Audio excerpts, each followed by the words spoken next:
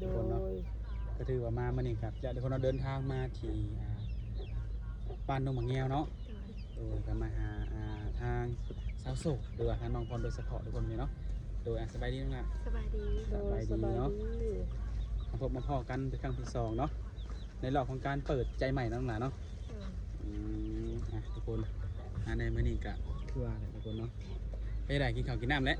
โดยกินเลยแล้วก็แกะในมะขามพอดีเขาเจ้าสั่งขามเราไปส่ง โอ้แกมาขามขาย โดย แล้วในมันออกน้ แม่นมะขามเนื้อ ำโอ้ก็จะเอาไปเห็นอย่างผมนะ มะขามเนื้อที่เขาเจ้าสั่งบอก แม่น เขาเจ้าว่าเอาไปเฮ็ดน้ำจิ้มแจ่วนะแบบแจ่วพันปอกพันปลาย โลหนึ่งลายปันใด น้องขายโล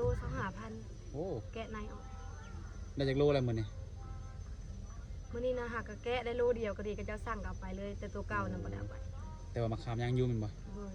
อืมดูคนเขากินน้ำกันยังใช่มื้อนี้ มื้อนี้กินข้าวกับอันไข่มดแดง ไข่มดแดง โดย ไปหาเองบ่ แม่ไปหา โอ้คนเนาะเป็นจังไดยังบ่ทันได้ลงไทย ยังบ่ได้ลง บัตรออกแล้ว ออกแล้วบัด ออกดนแล้วบ่ ออกเมื่อวานนี่ โอ้งานได้ซะ งานยังบ่ได้แต่ว่าบัตรนะคะก็ออก โอ้บัตรได้แล้วจังขาดงานอืมโดยก่อนสิเข้าก็สิถามในไทยเรื่องของหัวใจเนาะก็คือมาในมื้อนี้กับทุกคนเนาะมีหนุ่มโสดหรือว่าผู้บ่าวเนาะก็ว่าได้เนาะก็สิว่าแหละมันก็เป็นมื้อ14กุมภาเนาะเป็นมื้อแห่งวันแห่งความรักเนาะหลายคนก็ประมาณนี้แหละเพิ่นการจังไดให้ทางบ่าวศิรัตน์เนาะเป็นสะพานให้เพิ่นด้วยความที่ว่าเพิ่นอยู่ไกลเนาะหรือว่าอยู่ละประเทศกับเฮาเนาะเพิ่นก็เลยให้บ่าวศิรัตน์นี่มาเป็นสะพานให้เพิ่นหรือว่าเป็นตัวแทนสื่อความรักให้เพิ่นเนาะให้ฝากเงินมาให้ทางบ่าวศิรัตน์นี่เนาะก็ซื้อดอกไม้เห็นบ่ทางบ่าวศิรัตน์เองก็บ่ฮู้ว่าสิเลือกแบบใดเนาะก็เลือกตามไปว่าเห็นแล้วมันคืองามก็เลยจัดมาเลยทุกคนเนาะดอกกุหลาบซอ1ทุกคนเนาะจากหนุ่ม100 เนาะดูทุกคนนะกระพูดถึงใจน้องดูบอลนั่นแหละเนาะเดี๋ยวไปมองมันก่อนทุกคนเนาะนั่นแหละ ขอบใจเลย โอเคมักสิบอลน้องหละทำจากใจ ถามว่าหมักก็หมักอยู่เพราะมันก็เป็นครั้งแรกในชีวิตเนาะเราก็ไม่ได้เคยได้จะเกลือ ก็ได้เถื่อบ่ โดย โอ้คือกับมันมีดอกไม้มันก็มีหลายสีเนาะมีสีแดงสีขาวสีบัวแต่ส่วนลายก็แบบเขาซื้อให้ผู้สาวเนาะหรือว่าบ่าวครับซื้อสีแดงก็เลยจับสีแดงมาซะ โดย ถึกใจบ่สีแดง หมักอยู่ แต่ถ้าว่าให้ไปเลือกเองจะเอาสีหยัง ก็เลือกเองบ่ โดย บ่ฮู้เดี๋ยวอันนี้ก็ดีใจเลย แน่นอนเนาะบอลยังมันเขาเป็นกับตาเขาเองเนาะ โดย โอ้ทุกคนเนาะก็เป็นของผู้บ่าวแต่บ่ฮู้ว่าทางน้องนี่ได้เป็นชู้เป็นแฟนกันเลยบอกก็ยังกสิถามมื้อนี้แหละ โดย คือน้องเปิดใจเนาะในรอบนั้นก็ถือว่าผ่านมาน่ะก็โดนเติบเนาะฮอดละบ่เดือนนี่ พ่อระบอก เดือนตายแล้วเนาะ แม่นบ่ เดือนตาย เป็นในสังคนโดนคนลม ก็คนที่ว่า101นี่เนาะมาร่วมกับโอเคยังร่วมกับเพิ่นอยู่นะ อืมแต่คนอื่นได้ซะ คนอื่นเงียบไปเลย เงียบหมดเล ล ย ม บ่ โดยลมอยู่แต่ว่าแบบเขาเจ้าก็เงียบไปแล้วนะแบบงานไปงานมาแล้วเนาะเพิ่นก็มีเวียกมีงานของเพิ่น โดยคือช่วงเปิดใจใหม่ๆน่ะมีหลายบ่คนเข้ามาลมกับน้องนะ ประมาณ4คนนี่แหละ ประมาณ4คนมาปัจจุบันนี้เดือนจะคน ผู้เดียว เดือนผู้เดียว คือคนที่ซื้อดอกไม้ให้นี่ โดย โอ้รู้จักกับเพิ่นดนแล้วบ่กับผู้นี้ ยังบ่ฮอดเดือนบ่ ยังพอเดือนบ่ก็ได้โอ้ได้ลมกันเนาะ โดย คุยกันทุกมื้อบ่ คุยกันทุกมื้อตอนเราแล้วเฮ็ดเวียกเรานะประมาณ9:00 น 8:00 น 9:00 น คนเนาะก็ถือว่าได้โอ้ลมกับเพิ่นได้เห็นหน้าเห็นตาเพิ่นแล้ว เห็น เป็นได้หล่อบ่หนุ่มมัน100 ก็โอเคอยู่เดี๋ยวได้ใช้เพิ่นดีอะนะ ใช่ดีบ่ โดย การเว้ากันจาของเพิ่นเด้ เพิ่นก็เข้าใจเวลาเฮาแบบมีเวียกเพิ่นก็เข้าใจเฮานะ อืมถ้าสมมุติว่าเนาะถ้าน้องได้สมหวังสมหวังกับเพิ่นเนาะแบบเอาเป็นผัวเป็นเมียได้บ่แบบเพิ่นไหม ยังอยู่ในช่วงร่มกันอยู่นะบ่ฮู้ว่าเพิ่นสิรับเฮาได้หรือบ่ โอ้ย่านเพิ่นหับน้องบ่ได้ แม่นเพราะว่าเฮาบัดหลายทาง หาเงินมากับแบบหลายทางออกอะนะมีแต่ทางออกหลายกว่าสมมุติว่าซื้อข้าวบ่พี่เกิดเป็นนัวลูกเต้าก็หลายอะนะภาระก็ยังหลายอยู่ คือตัวนี้ใจในย่านแต่ตัวนี้มันบ่ แม่น ยันเพิ่นทำเฮาบ่ได้ โดย โอ้บางทีตอนเขามาใหม่ๆเพิ่นอาจจะล้มกับเฮาเนาะ แม่นยังอยู่ในช่วงความหักอยู่แต่ว่ามาเจอภาระยันอยู่บ่ได้นะ ได้คุยกันแล้วบ่กับเพิ่นเรื่องนี้ แม่น เพิ่นว่าให้ได้จ้ะเรื่องที่ว่ามีภาระในเฮือนในชานนั่นได้คุยกับเพิ่นเลยจ้ะ ก็ยังร่วมกันอยู่นะ เป็นค่อยไปแม่นบ่ โดยค่อยเป็นค่อยไปอยู่ช่วงตอนนี้ หน้าตาเพิ่นยังผ่านอยู่ว่าสำหรับน้อง สำหรับน้องร่วมกับเพิ่นผัดคือว่าแหละน้องก็บ่ได้ว่าสิเกี่ยวกับหน้าตาปานใดนะเพราะว่าก็ธรรมดาคนเฮาแหละเนาะ อืม เพิ่นก็สวมอายุเพิ่นอยู่ได้ อยู่เพิ่นหลายบ่ 50 ปี 50 ปี โดย ก็ตามอายุว่าง่าย โดย เนาะอืมแต่ว่าหน้าตาคือน้องเว้านะน้องบ่ได้สำคัญที่หน้าตาเนาะ โดย น้องว่าลมกันกับเพิ่นก็นิสัยดีเนาะ อืม พอใจดี แต่ย่านแต่ว่าเพิ่นนี่ครับสิ่งที่น้องมีหรือว่าเป็นในปัจจุบันนี้เนาะ โดย อืมแต่ว่าเรื่องที่น้องมีลูก2 คนแมันบ่เพิ่นก็ฮู้แล้วเนาะ โดย อืมเด้อๆผมเนาะแต่ถ้าว่าในมื้อนี้ได้ซะคือน้องนี่จังไดยังสิเปิดใจต่อไปบ่หรือว่าสิยุติก่อนน้องน่ะ ขอลมก่อนขอลมไปก่อนได้บ่เพราะว่าเฮาก็ยังบ่มั่นใจหั้นนะ อืมลงไปก่อน โดย ถ้าว่ามีคนสนใจนี่ก็แจกให้คือเก่าบ่ ยังลมได้อยู่นะ ยังลมได้อยู่เนาะ โดยเพราะว่ามันก็บางคนมันก็ต่างกันเนาะ โดยเป็นคือว่าเนาะการอบรมเนาะการที่เราเป็นสาวเปิดใจนั่นแหละเนาะการที่จะมีหนุ่มๆหลายๆคนเข้ามาอบรมนี่ก็เป็นเรื่องปกติเนาะ โดย แต่ถ้าว่าเฮาได้เบิ่งกันแล้วฮู้นิสัยใจคอกันแล้วเนาะแล้วก็คิดว่าผู้ชายผู้นี้แหละที่เฮาสิหยุดนํเนาะ โดย หรือว่าสิเอามาเป็นคู่ชีวิตเนาะ โดย จังค่อยตัดสินใจมาปิดใจหรือว่าเปิดเผยตัวตนเนาะ โดย อืมทุกคนเนาะ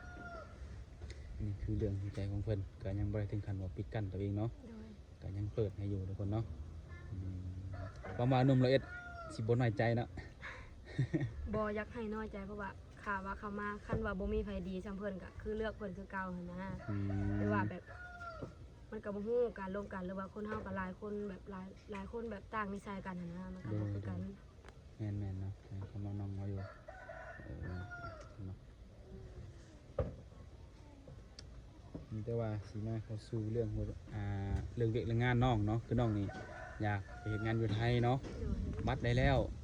ขาดแต่งาน โดยกับเงิน กับเงินแน่นอนเนาะการเดินทางมันต้องใช้เงินทุกคนเนาะว่าเรื่องงานนี่เลือกงานอยู่บ่เนี่ย บ่เลือกเขาบ่เฮ็ดแต่งานก่อสร้างแต่ว่างานอื่นเขาก็เฮ็ดได้ แบบเป็นอาหารบ่หรือว่างานแม่บ้านนี่ได้บ่ ได้ ได้เนาะ โดย โอ้ถ้าเกิดว่ามีงานนี่พร้อมลงเลยบ่ ถ้าเกิดมีงานพร้อมลงเพราะว่าบ่มีหยังได้ทันนี่จ้ะ โอ้มีงานถือว่าพร้อมลงมีงานหรือว่ามีเงินเดินทางเนาะ โดย มีเงินค่ารถค่าล่างนี่คือพร้อมลุยได้แม่นบ่โอ้ขึ้นลงนี่ต้องลงผู้เดียวบ่เนี่ย แม่เขาก็ไปผู้เดียวเพราะว่าหมู่เขาก็ไปไว้แล้วนะเฮากับแบบการหาเงินหรือว่าการใช้ชีวิตก็บ่อยากแบบสอกกับไผอะนะคือแบบไปหาเงินก็คือเฮาไปหาเงินนั่นน่ะ ก็เลยแบบบ่มีหมู่เฮาก็เฮ็ดได้ ไปหาเงินสมมุติน้องไปหาเงินแม่อะไรลูกอยู่นำแม่บ่ โดยฝากไว้นำแม่ ไอ้นั่นแม่ลูกน้องแต่ละคนเนี่ยจะปีกับผู้ใหญ่นะ ใหญ่9 ปีผู้น้อย3 ปี โอ้ก็ถือว่าผู้ใหญ่นี่ก็คือชีวิตแล้วเนาะบางอย่างเนาะแบบเพิ่นก็เป็นผู้ใหญ่แล้วเนาะ โดยหนึ่งข้าวตัดอ้อยก็ได้ล้างถ้วย โอ้ ได้แล้ว โอ้หนึ่งเข้าตาน้อยรับจ้างบ่ โดย ไว้ง่ายคือเพิ่นเนี่ยสามารถแบบหาเงินใช้ได้เองเนาะ โดย ตัดน้อยออกไปเด้อคนเนาะ แต่ว่าก็บ่ถึงว่าร้ายซ้ำแห้งเด็กน้อยเขาเฮ็ดได้ แม่นๆก็ดีกว่าจังได๋เพิ่นมาขอเฮาเนาะอย่างน้อยเพิ่นก็มีความคิดที่ว่าอยากหาเงินด้วยตนเองเนาะ โดย ภูมิใจอยู่ว่าสิมีลูกแบบนี้ ภูมิใจอยู่แต่เราเท่าแต่ว่าเราบ่สละเรื่องเฮียนปานใดเราบ่เก่งปานใดเรื่องเฮียน กะซ่าเนาะการเรื่องเฮียนนี่มันก็เฮียนก็แม่นอยู่มันก็สำคัญอยู่ต่อความรู้เนาะ โดย แต่ก็ความเป็นจริงก็คือเรื่องการเฮ็ดเวียกเฮ็ดงานหรือว่าหาเงินเนี่ยสำคัญที่สุดตอนนี้ โดย ถึงเขาจะบ่เป็นหนังสือบางคนก็รวยยังก็มีผู้เป็นหนังสือหั้นนะ โดย เพราะว่ามันมีความฉลาดในตัวเนาะคนเนาะเฟซ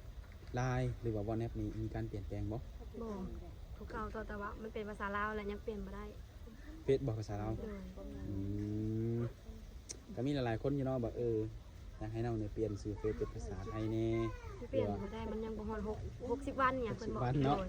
ภาษาไทยหรือว่าเป็นภาษาอังกฤษก็ได้ประมาณนี้นะ โดย เพราะว่ามันจะมีแต่หนุ่มไทยถ้าว่าเป็นหนุ่มลาวนี่คือสิง่ายอยู่แล้วเนาะ โดย อืม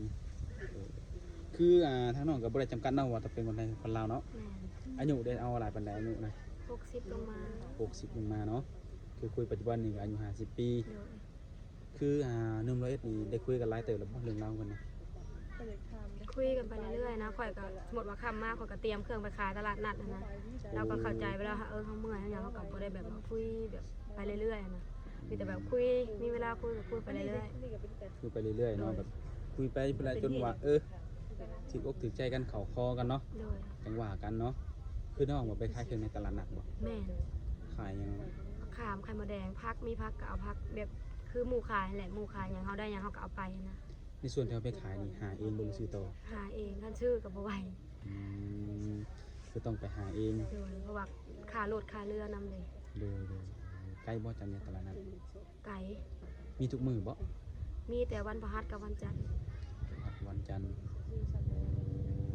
อาทิตย์ละ2มื้อเนาะ โดย อาทิตย์ละ2มื้อเขาเปิด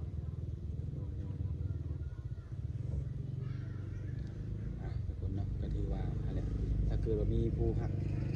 หรือว่าผู้จะอยู่ร่วมกับน้องก็ยังอารมณ์ได้คือเก่า โดย ก็อยากให้เข้าใจเนาะคือน้องนี่ก็เป็นคนที่แบบว่าหาเงินเนาะ โดย หาเงินหาแนวอยู่แนวกินเนาะซั่นซะเนาะเพราะว่าเฮาก็ครอบครัวเฮาก็บ่ได้แบบพออยู่พอกินแต่ว่าต้องหาเนาะเรื่องงานถ้าเกิดว่ามีผู้แบบว่าอยากได้ลูกน้องเนาะเป็นสาวลาวเนาะ โดย ทักน้องได้เนาะเป็นทางเฟซทางไลน์หรือว่าถ้าว่าอยากผ่านทางแอดมินเฮาก็ผ่านได้ทุกคนเนาะก็ยินดีให้ทุกคนเคยมีคนอยากมาหาน้องอยู่บ่เนี่ย อืม แบบให้ไปหาได้ซะ นี่ยังบ่ฮู้คือกันแต่ว่า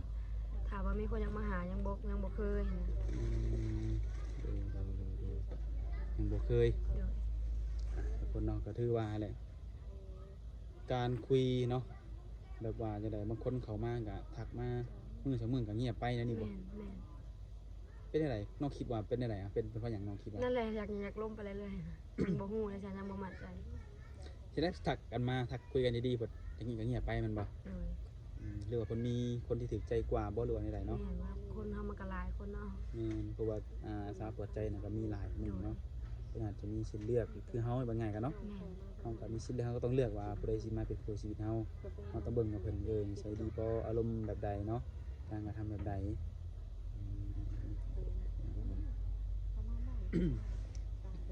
ก็ถือว่ามามื้อนี้ก็คือว่าทุกคนเฮาก็บ่ได้มีหยังหลายเนาะ